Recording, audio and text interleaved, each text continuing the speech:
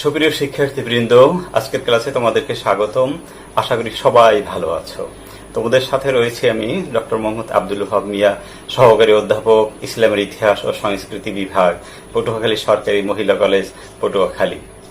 আজ আমরা আলোচনা করব মুসলিম স্থাপত্য শৈলী ও অলংকরণ পরিচিতি সম্পর্কে। এটি জাতীয় বিশ্ববিদ্যালয়ের অনার্স চতুর্থ বর্ষের ইসলামের ইতিহাস ও সংস্কৃতি বিষয়ের 24-1607 কোডের সিলেবাসভুক্ত। তো চলো আলোচনা শুরু করা যাক।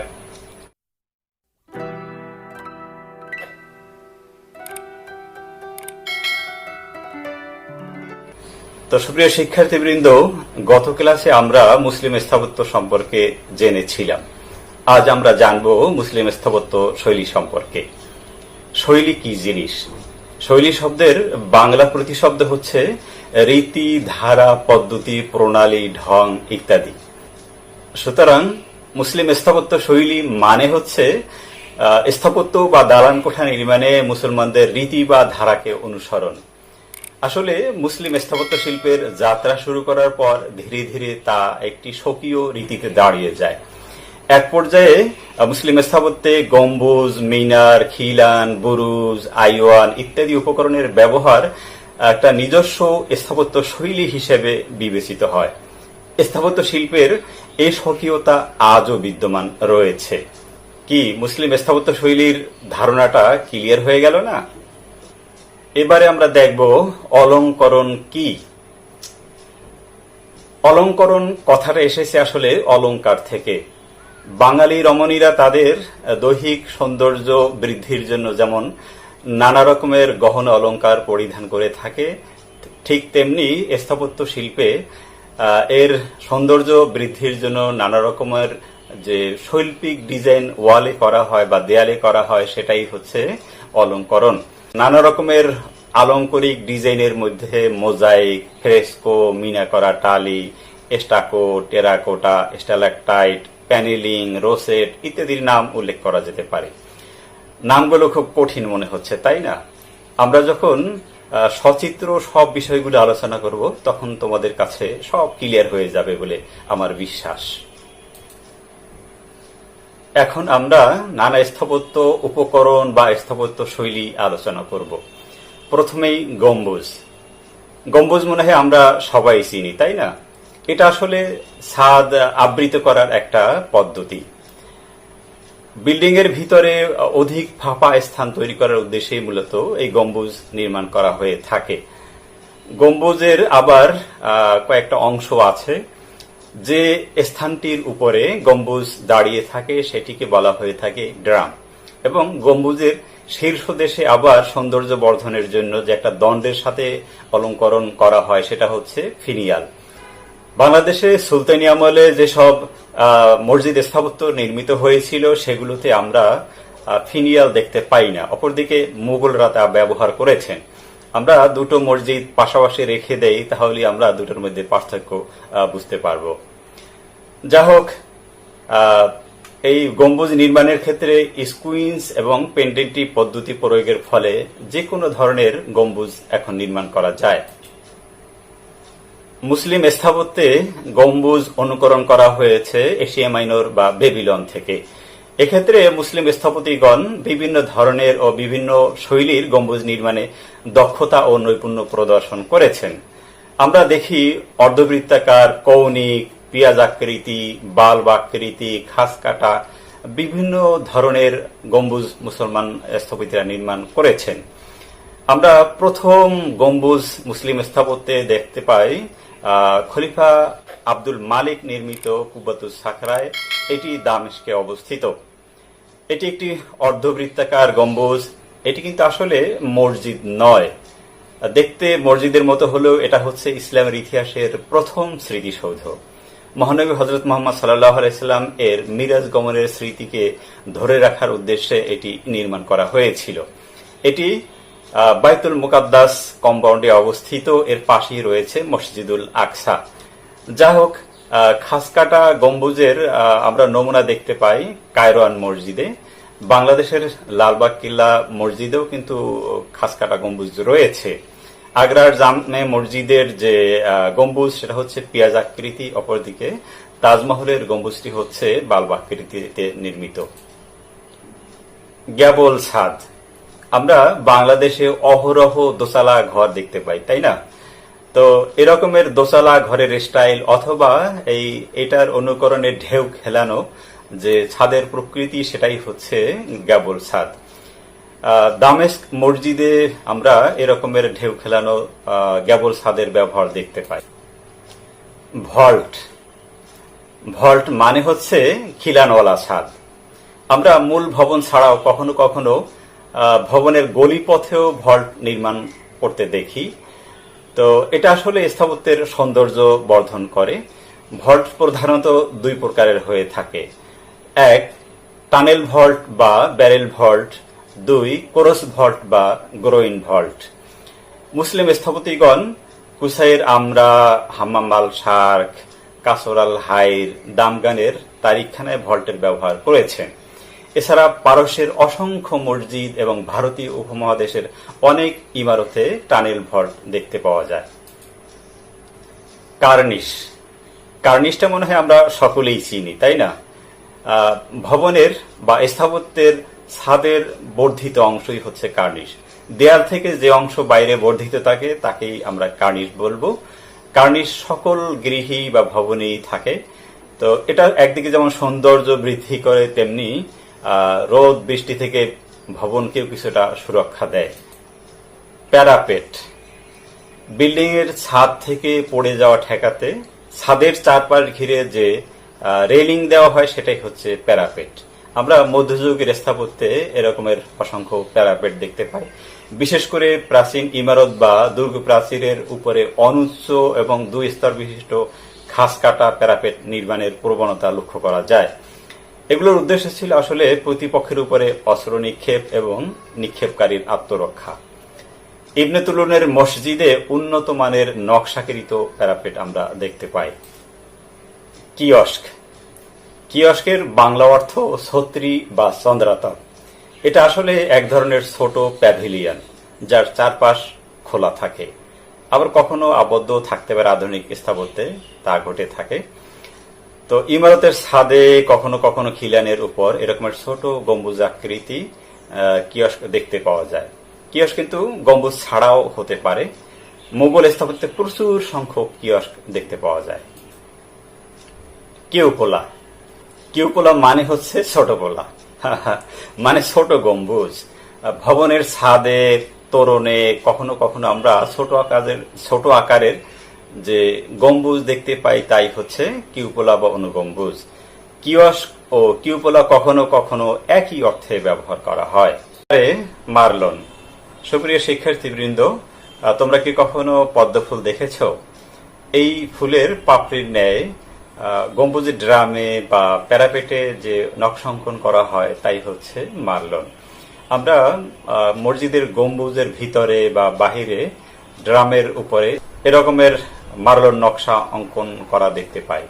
তো এই নকশা যদি ওয়ালের সাথে আবদ্ধ অবস্থায় থাকে তাহলে তাকে বদ্ধ বা অন্ধ মার্লন বলা হয়ে থাকে। এবারে স্তম্ভ, পিলার বা খুঁটি। ইমারত নির্মাণে সাধারণত দুই ধরনের পিলার বা স্তম্ভ ব্যবহার করা হয়ে থাকে। একটি হচ্ছে আয়তাকার বা চৌকোনাকার, যেটা আমরা সাধারণত সব ধরনের বিল্ডিং এ দেখে থাকি। এটাকে বলা হয়ে থাকে পিয়ার বা পিলপা। অপরদিকে যেটা গোলাকার স্তম্ভ, সেটাকে বলা হয়ে থাকে কলাম। ইউরোপের দেশ গ্রিসে তিন ধরনের বিশেষ কলাম আবিষ্কৃত হয়, সেটা হচ্ছে ডোরিক, আয়নিক এবং করিন্থিয়ান। তো প্রাচীন গ্রিসের ডোরিস প্রদেশের স্থাপত্য রীতি অনুযায়ী নির্মিত যে স্তম্ভ তা ডোরিক নামে পরিচিত। অপরদিকে আয়নীয় অঞ্চলে উদ্ভাবিত শীর্ষদেশ গুটানো ফর্দের ন্যায় যে স্তম্ভ দেখা যায় সেটা হচ্ছে আয়নিক, এবং করিন্থে উদ্ভাবিত শীর্ষদেশে একান্থাস লতাপাতার নকশা করা যে স্তম্ভ তা করিন্থিয়ান কলাম নামে পরিচিত। খিলান, খিলান মুসলিম স্থাপত্য শৈলীর একটি অনন্য সাধারণ বৈশিষ্ট্য। আমরা এই খিলান প্রায় সকল মসজিদেই দেখতে পাই। খিলান সাধারণত অলঙ্করণের জন্য নির্মিত হয়ে থাকে। তবে তা কখনো কখনো ছাদের ভার বহনের জন্য ব্যবহৃত হয়। বিভিন্ন রকমের খিলান দেখতে পাওয়া যায়, তার মধ্যে প্রধান উল্লেখযোগ্য হিসেবে আমরা বলতে পারি অর্ধ গোলাকৃতি, অশ্বক্ষুরাকৃতি, কৌণিক, ত্রিপত্র, পাঁচপত্র, বহুপত্র ইত্যাদির নাম। আইওয়ান। ইরানে বা পারস্যে মসজিদের গেটওয়ের জন্য একটা অভিনব স্থাপত্য রীতি দেখা যায় যা আইওয়ান নামে পরিচিত। আইওয়ানের ব্যবহার ইস্পাহান মসজিদে দৃশ্যমান হয়। সাসানীয় স্থাপত্যের প্রভাবে মুসলিম স্থাপত্যে এটির ব্যবহার শুরু হয়। মুঘল স্থাপত্য প্রচুর সংখ্যক আইওয়ানের ব্যবহার আমরা লক্ষ্য করে থাকি। ফাসাদ। ভবনের সম্মুখ ভাগকে বলা হয়ে থাকে ফাসাদ। ফাসাদের কাঠামোগত নকশা ও অলঙ্করণ ভবনের অন্যান্য অংশ থেকে বেশিরভাগ ক্ষেত্রেই সমৃদ্ধ হয়ে থাকে। বাংলায় একে বলা হয়ে থাকে ভবন প্রচ্ছদ। বুরুজ। স্থাপত্যের সৌন্দর্য বৃদ্ধির জন্য ইমারতের চার কোণায় বা মিনারের উপরে বুরুজ নির্মিত হয়ে থাকে। ইংরেজিতে একে ব্যাস্টিয়নও বলা হয়ে থাকে। টারেট। অপেক্ষাকৃত সরু টাওয়ারকে বলা হয় টারেট। বুরুজ ও টারেট অনেক সময় সমর্থক অর্থেও ব্যবহৃত হয়। টাওয়ার। টাওয়ার কাঠামোটি মূল ভবনের চেয়ে অপেক্ষাকৃত উঁচু ও সরু হয়ে থাকে। টাওয়ার ভবনের সাথে লাগানোও থাকতে পারে, আবার ভবনের পাশে পৃথকভাবে নির্মাণ করাও হতে পারে।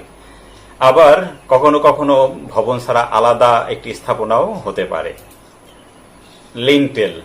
লিন্টেল এর বাংলা প্রতিশব্দ হচ্ছে সরদল বা ঝঞ্ঝাট। আসলে দরজা বা জানালার উপরে আড়াআড়ি ভাবে যে কাঠ বা পাথর ব্যবহার করা হয়, স্থাপত্যের পরিভাষায় তাকে বলা হয় লিন্টেল। আর যেটার উপরে আমরা স্থাপন করি সেটাকে বলা হয় পোস্ট। পোস্তা বা বাট্রেস। এটা এক ধরনের ঠেস বা সাপোর্ট যা দেয়ালের হেলে পড়া ঠেকাতে ব্যবহার করা হয়। মিশরের কায়রোয়ান মসজিদের চারপাশের দেয়াল ঘিরে বিভিন্ন আকৃতির অসংখ্য বড় বড় বাট্রেস বা পোস্তা দেখতে পাওয়া যায়। এবারে আইল। আইল মানে কিন্তু জমির আইল নয়, এর মানে হচ্ছে সমান্তরাল খিলান সারি। আমরা মসজিদে জামাতে নামাজ পড়ি, তো এই মসজিদের এই কাতার বরাবর যে খিলান সারি নির্মাণ করা হয় সেটাকে বলা হয়ে থাকে আইল। এবার বে। আবার বে মানেও কিন্তু উপসাগর নয়, এর মানে হচ্ছে ছোট খিলান পথ। এটা মসজিদের আইলের বিপরীতে আড়াআড়ি হয়ে থাকে। মসজিদের প্রবেশ গেট এবং মেহরাব বরাবর মসজিদের সমস্ত মসজিদ জুড়ে যে খিলান সারি সেটাই হচ্ছে এই বে। এবারে সর্বশেষ স্থাপত্য উপকরণ বা স্থাপত্য শৈলী পেডিমেন্ট। পেডিমেন্ট হচ্ছে ত্রিভুজ আকৃতির একটা কাঠামো যা সাধারণত ভবনের ছাদ, দরজা, জানালা বা তোরণ শীর্ষে দেখতে পাওয়া যায়। এটা ইউরোপীয় স্থাপত্যকলার একটা গুরুত্বপূর্ণ অঙ্গ বলে বিবেচিত হয়। আমাদের দেশে ঔপনিবেশিক যুগে এমনকি এখনো পেডিমেন্টের ব্যবহার দেখতে পাওয়া যায়। সুপ্রিয় শিক্ষার্থীবৃন্দ, আমরা এখন আলোচনা করব স্থাপত্য অলঙ্করণ সম্পর্কে। প্রথমেই মোজাইক। আমার মনে হয় মোজাইকটা আমরা সবাই চিনি, কারণ আগের যুগে টাইলস যেহেতু তখন আবিষ্কৃত হয়নি, তখন ফ্লোরে মোজাইক করা হতো। তো মোজাইক হচ্ছে নানা রঙের পাথরের টুকরা, কাঁচ, মার্বেল ইত্যাদি ব্যবহার করে সৃষ্ট সুন্দর ডিজাইন বা নকশা। তো প্রাচীন রোমীয় এবং বাইজেন্টাইন স্থাপত্যে এই মোজাইকের ব্যাপক ব্যবহার লক্ষ্য করা যায়। আমরা মুসলিম স্থাপত্যে কুব্বতুস সাখরা এবং জামে মসজিদে মোজাইকের ব্যবহার দেখতে পাই। মিনা করা টালি। টালি মানে টাইলস। তো কাদামাটি দিয়ে টালি তৈরি করে প্রথমে পোড়ানো হয়, পরে নানা রকমের রং, কাঁচ ইত্যাদির সাহায্যে নকশা করে আবার পুড়িয়ে যে টালি তৈরি করা হয় তাই হচ্ছে মিনা করা টালি। কায়রোয়ান মসজিদের মেহরাবে, কুব্বতুস সাখরার বহিঃপ্রাচীরে, কুব্বাতুল খাদরা, গ্রানাডার আল হামরা, পারস্য ও ভারতের অনেক ইমারতে এর ব্যবহার লক্ষ্য করা যায়। এবারে ফ্রেস্কো বা দেয়াল চিত্র। নরম ও ভেজা প্লাস্টারের উপর যে চিত্রাঙ্কন করা হয় তাই হচ্ছে ফ্রেস্কো। উমাইয়া খলিফা আল ওয়ালিদ নির্মিত কুসাইর আমরা প্রাসাদ ও তার সেনাগারে আমরা এরকমের ফ্রেস্কো বা দেয়াল চিত্র লক্ষ্য করে থাকি। স্টাকো, ইটের দেয়ালে নরম প্লাস্টার দ্বারা যে বিভিন্ন রকমের নকশা করা হয় তাই হচ্ছে স্টাকো। আব্বাসী আমলে স্টাকো অলঙ্করণের বিস্তার ঘটে। ইবনে তুলনের মসজিদে, সামাররার বালকুয়ারা প্রাসাদে, সামাররা মসজিদে, পারস্যের মসজিদ স্থাপত্যে অনেক রকমের স্টাকোর ব্যবহার লক্ষ্য করা যায়। টেরাকোটা, বাংলাদেশ এবং ভারত টেরাকোটা শিল্পের জন্য বিশ্বে সুবিদিত। টেরাকোটা হচ্ছে কাদামাটির ফলকে নকশার ছাপ দিয়ে তা আগুনে পোড়ানো হয়। এর ফলে যে ফলক তৈরি হয় সেটাই হচ্ছে টেরাকোটা। তো দেয়ালের সৌন্দর্য বৃদ্ধির জন্য এই টেরাকোটা ব্যবহার করা হয়ে থাকে। স্টালাকটাইট বা মুকারনাস, মৌমাছির বাসা আমরা মনে হয় সকলেই দেখেছি, তাই না? তো এভাবে মৌচাকের মতো করে যে স্থাপত্য নকশা তৈরি করা হয়, যে ডিজাইন করা হয় তা হচ্ছে স্টালাকটাইট বা মুকারনাস। আব্বাসী যুগে এর ব্যাপক প্রচলন লক্ষ্য করা যায়। স্পেন, পারস্য এবং ভারতীয় উপমহাদেশের অনেক ইমারতে এই নকশা লক্ষণীয়। প্যানেলিং বা চতুষ্কোণ নকশা, দেয়ালের গায়ে অলঙ্করণই হচ্ছে প্যানেলিং। দেয়াল নির্মাণের উপকরণ অথবা ভিন্ন উপকরণ দিয়ে প্যানেলিং করা হতে পারে। প্যানেলিং এর কারণে দেয়ালের গায়ে সৃষ্ট নকশা কিছুটা উঁচু হয়ে থাকে। আজকের আলোচনার সর্বশেষ স্থাপত্য অলঙ্করণ হচ্ছে রোসেট। গোলাপ ফুলের ন্যায় যে নকশা দেয়ালে অঙ্কন করা হয় তাই হচ্ছে রোসেট। সুপ্রিয় শিক্ষার্থীবৃন্দ, আজকের ক্লাস এখানেই শেষ করলাম। আবার হয়তো পরের ক্লাসে তোমাদের সাথে দেখা হবে। সে পর্যন্ত সবাই ভালো থেকো। বাই।